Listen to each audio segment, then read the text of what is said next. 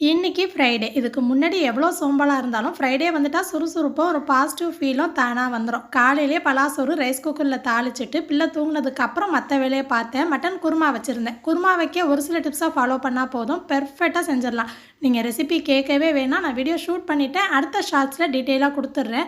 கிழங்கு போட்டு வச்சிருந்தேன்னா, அந்த உருளைக்கிழங்க எடுத்து தண்ணி விட்டு அலசிட்டு, நல்லா மசிச்சு குட்டிமாக்கு தான் சாப்பாடா குடுத்தேன்.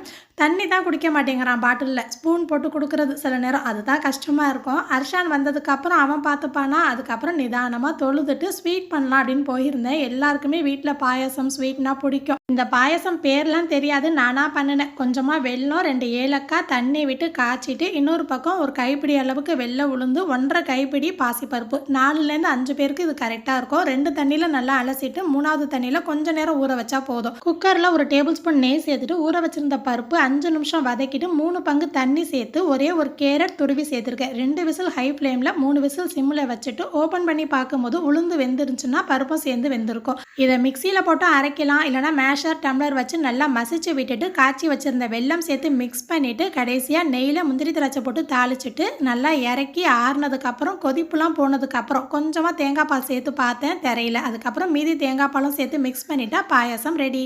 பருப்பு சேர்த்ததுனால இன்னும் கொஞ்சம் திக்காக ஆகும். உளுந்து சேர்த்த மாதிரியே இருக்காது. டேஸ்ட்டு ரொம்ப நல்லாயிருக்கும். இந்த பாயாசம்க்கு நீங்களும் ஒரு பேர் கமெண்ட்டில் சொல்லுங்கள். இது கூட வெண்டைக்காய் பச்சடி, தயிர் பச்சடியும் செஞ்சுருந்தேன். இதே மாதிரி இன்னொரு ஷார்ட்ஸில் பார்க்கலாமா?